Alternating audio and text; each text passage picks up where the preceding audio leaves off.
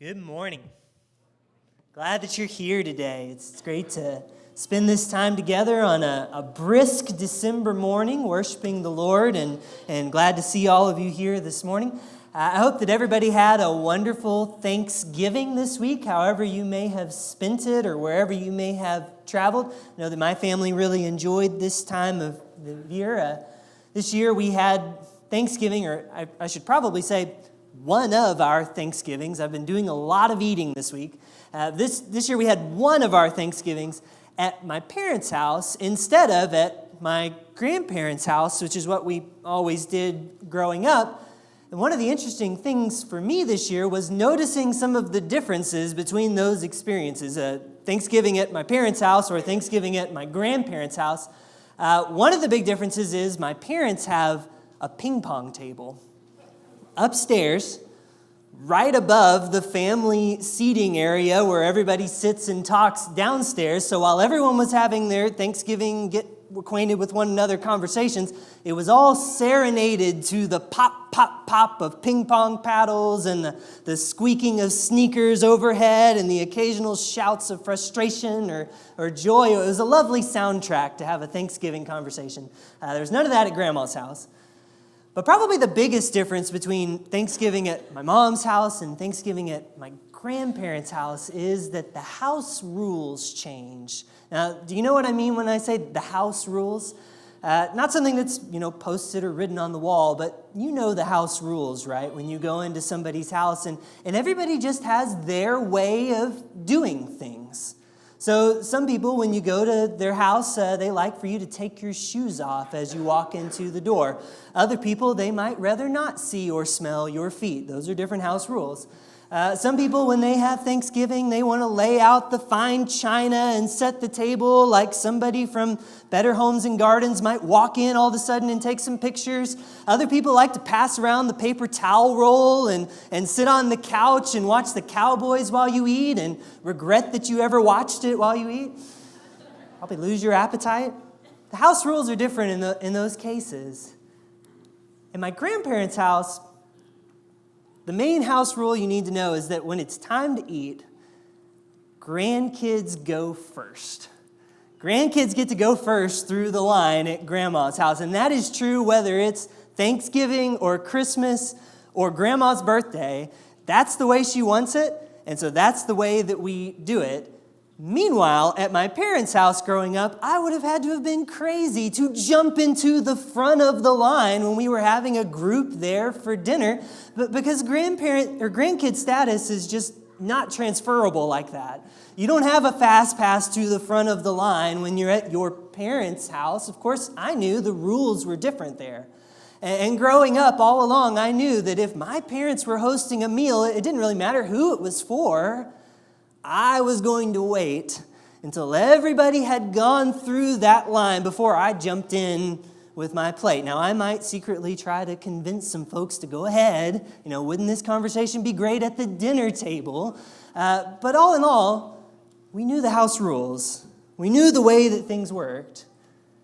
And whether it was at Grandma's house or at Mom's house, those house rules were important to them, because they said something about them and about how they wanted us to be in their house.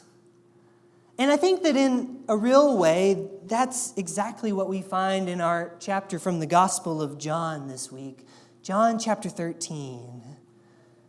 In John chapter 13, it's really kind of good timing that we should be here on a week like this, because in John 13, we encounter the chapter that I think is probably closest to our Thanksgiving holiday traditions in the entire Bible, because John chapter 13 begins at a dinner table at a time of year around the Passover when the Jewish people would have been gathering together and thinking back together about the things that God had blessed them with, things like freedom and love and their identity. And so they would gather together as a family, and they would sit around the dinner table, and they would remember all the ways that God had blessed them. And it's here at this great holiday dinner time gathering that Peter and the rest of the disciples with him learn an unexpected lesson about the house rules in the place that God is preparing for them to dwell. Today, we've been looking at encounters with Jesus and John, and today we're going to look at the encounter that Peter has with Jesus on that day when Jesus laid down his outer garments and took up the servant's basin filled with water to wash his disciples' feet. John chapter 13 and verse 1 is where we find the story. I'd encourage you to follow along. The first verse sets the stage for what's going to happen.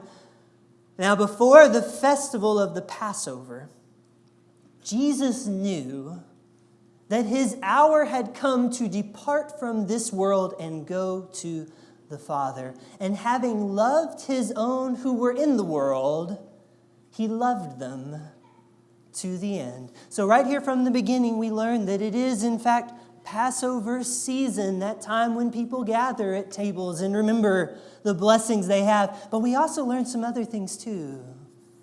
Jesus is thinking about his hour when he's going to depart from the world. And not once, but twice, we're told that Jesus loved his disciples to the end. And that's what sets the stage for this story. Meanwhile, there are other forces at play as well. The devil had already put it into the heart of Judas, who will also be at this same table, the son of Simon Iscariot, to betray Jesus. But during supper, Jesus, knowing that the Father had given all things into his hands and that he had come from God and was going to God, got up from the table. And he took off his outer robe and he tied a towel around himself. And then he began to pour water into a basin and began to wash his disciples' feet and to wipe them with the towel that was tied around him. And the disciples who are at that table in this room, unsurprisingly, are just absolutely stunned by this. And why is that? Well, to put it in the most technical terms I know, what Jesus does here at the table is gross and weird. That's what it looks like, at least for these people at the table. What Jesus does here is gross, because feet are gross, especially in a world with no socks and no sewage system and no sidewalks and sand everywhere. And no cars to drive in. Need I say more? Those feet are not pretty. Feet are gross, and they always need to be washed. Always. You're in need of this. Not to mention the fact that in these days, the tables they would have sat at would have been way down low to the ground. More like a coffee table, or maybe even a little lower. And so as people are reclining at these tables, I don't know about you, but the feet of those people at the table is just a little bit closer to the food than I would prefer. What about you? What Jesus is doing here, it's not pretty. We've read this story a lot, maybe, some of you, but don't forget, this task that Jesus takes on, it's gross. And not only that, it probably also goes without saying that what Jesus does here, not only is it gross, but it's also weird. It's really weird that Jesus just all of a sudden decides to get up and do this, because it is a gross task. And since it is a gross task, it was almost always reserved for the lowest person in the house. A lot of times it was something that slaves would do. In those days, slaves would wash feet. And in a very few rare cases, maybe sometimes, the host of a meal would get up and wash feet himself. But it would only be if the person who was coming to dinner that night at the house was just that high in status. Think if the Queen of England or the president or somebody like that wanted to come to your dinner, well, then maybe then the host would get down and wash those feet as a way of saying, you're so much higher than me. You're so much far above me, maybe then. We have a few records of that. But for the disciples in this room, at this table, on this day, they don't see it like that at all. And so Peter, bless his heart, speaks up about this. And Peter, as we know, very often has a reputation and gets kind of a bad rap for speaking up about the things that he's thinking because, more often than not, he ends up sticking his foot in his mouth. At least in this case, it would be a clean foot. But Peter, in this moment, he gets a bad rap for these things. But I got to say, I get where he's coming from. I get where Peter's coming from when he speaks up in this story because, hey, now, look what's going on here. When he sees his rabbi, the one they call master, the one they call Messiah, the one that they're hoping will soon be the king of the country, look at what he's doing.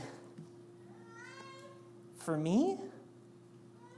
And so Peter, if you put yourself in his shoes, you could see why he would say, Lord, are you going to wash my feet?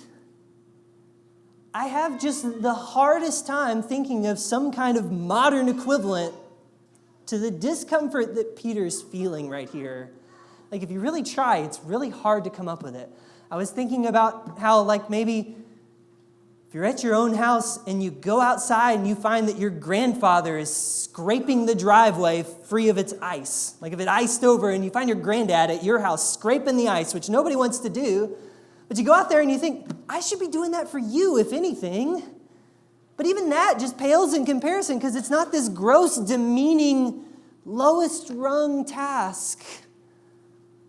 That Peter looks up and he sees his master doing it and he thinks to himself, there's no way. Are you going to wash my feet? But Jesus answered him, you don't know now what I'm doing, but later you're going to understand. We'll come back to that. Peter says, no, you will never wash my feet. And I get that. I just don't think I would have wanted that either.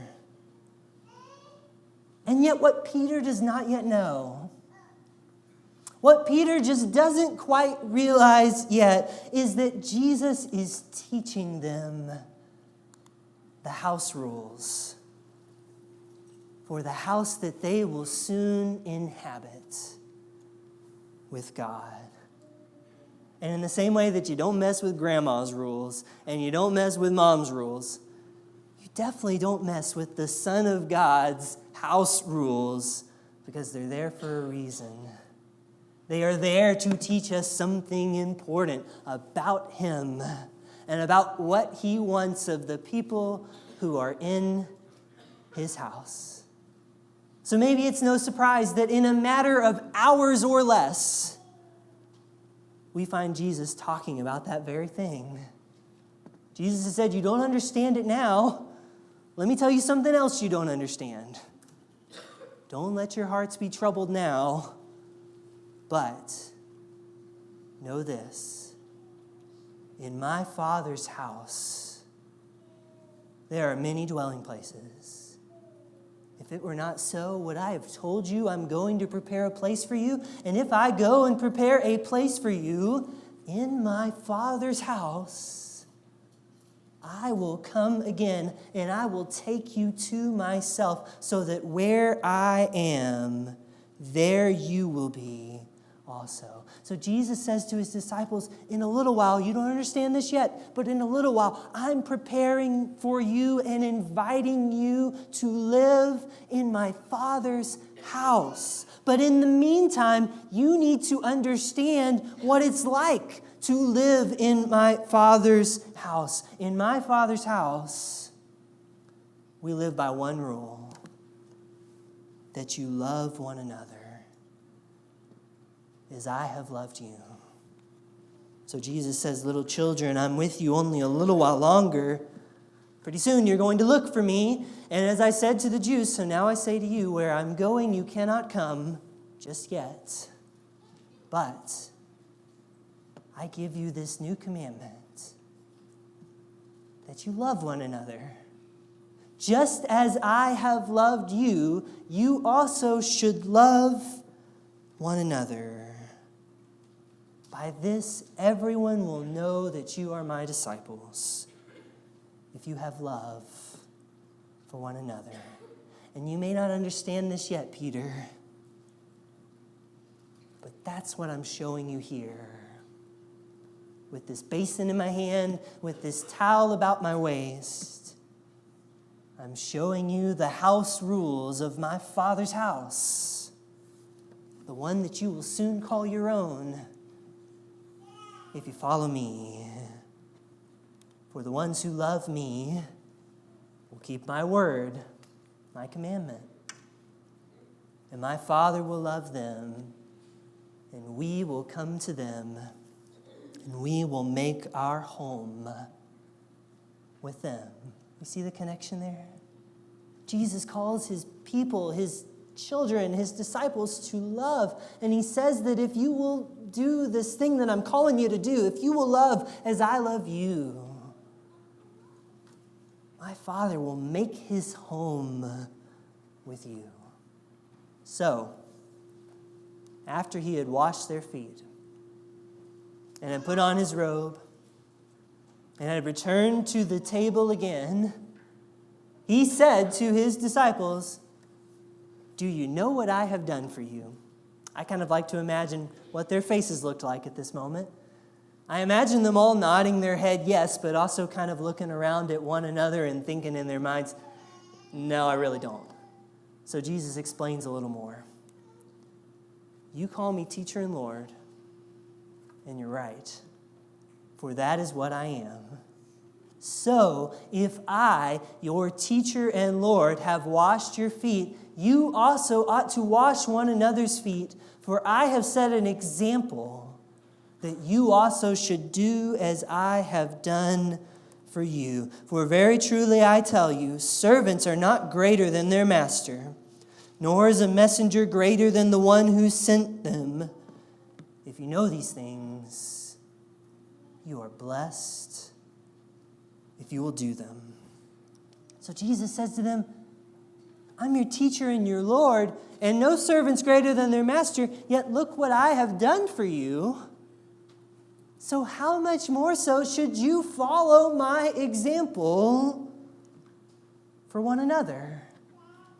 Jesus says to them, I have set an example for you, an example that you ought to follow.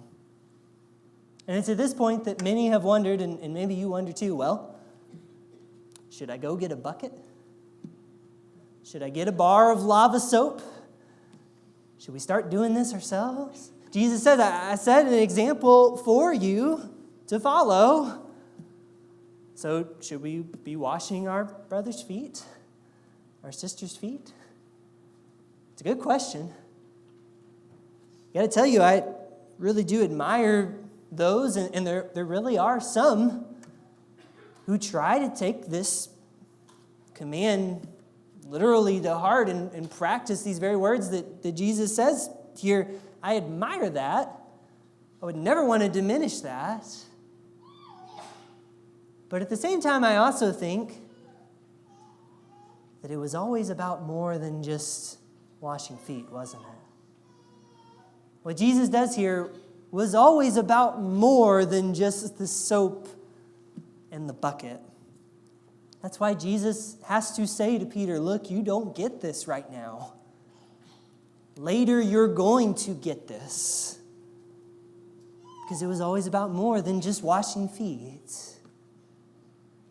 Really, it was always about the cross.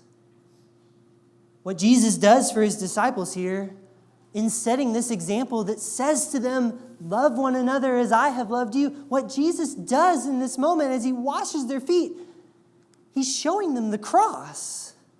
He's giving them this little glimpse into the future of what he's going to do in love for his disciples. And I think that later on, when John looks back and he writes this gospel by God's Spirit, he sees that. And that's why at the very beginning of the story, he tells us, not once but twice, that he loved them to the end. And that's why when he tells the story, he tells us that Jesus, when he knew where he had come from and he knew where he was going, got up from the table. And that's why when it describes Jesus taking off his outer robe, it uses a verb that you wouldn't normally use to describe taking off an outer robe. What Jesus does literally is not take off his robe, but lay it down. And in the same way, when he's done, what Jesus does is literally not put on his robe, but take it up. He lays it down. He takes it up. Just like Jesus himself had said he would at the cross for our sake. John 10 is what that should say. For this reason the Father loves me, because I lay down my life in order to take it up again. Same words. No one takes it from me, but I lay it down of my own accord. And I have the power to lay it down, and I have the power to take it up again, and I have received this commandment from my Father. So the command that Jesus received from his Father, and the one that he chooses of his own accord, is to lay down his life. And washing these feet is just one example of that. And in the same way, this command that he gives and this example to follow is so much more than just one expression of it. What Jesus is calling all of us to do in many ways is to lay down our lives for one another. And that can take many forms, great and small. By the time that John writes his letters, he says, apply it like this. We know love by this, that he laid down his life for us, same verb. And we ought to lay down our lives for one another. So, how does God's love abide in anyone who has the world's goods and sees a brother or sister in need and yet refuses to help? He says you'll help one another. You'll help one another if you know what this means, that he laid down his life for us. Just like he laid down his robe at the table, he laid down his life at the cross. And today, if we want to be ready for life in the house of God, we'll learn to do the same. Because the house rule that we need to know above all is to love one another by laying down your life. That's just the way things work at God's table. It's the way things work in God's house. Today, we're hearing this lesson before we approach God's table. In a moment, we're going to eat the bread and take the cup together. And may I encourage you as we do that together to think about the house rules. As we take this bread and cup together, let's think about the one who laid down his life for you. But don't just stop there. Take a moment and think. Consider yourself and consider the ways that you can live by the house rules and lay down your life for one another. Maybe for some others among us, you're ready to take the next step in laying down your life. You know, some have wondered if the rest of Jesus' conversation with Peter has something to do with foreshadowing the call to baptism. Because, you know, when Peter says, you'll never wash my feet, Jesus answers him, unless I wash you, you have no share with me. And when Peter hears that, he's quick to say, Lord, not just my feet then, my head, my hands, all of me. Jesus says that's not necessary in this context. But in the fullness of time, when Peter has seen Jesus lay down his life and take it up again, and he meets those who wish to have a share with Christ, he calls them to be washed in the waters of baptism, to lay down their lives in the waters and be raised up again to take a new life in the name of Jesus. For it is by the washing of regeneration, Titus says, and the renewing of the Holy Spirit, that we would be made heirs according to the hope of eternal life. Maybe someone today is ready to take hold of that hope, answer the call of Christ today. We're ready to help you with that. May all of us be challenged to lay down our lives in love, like the one who laid down his life for us. However we may be called or challenged, we give this moment to come while we stand.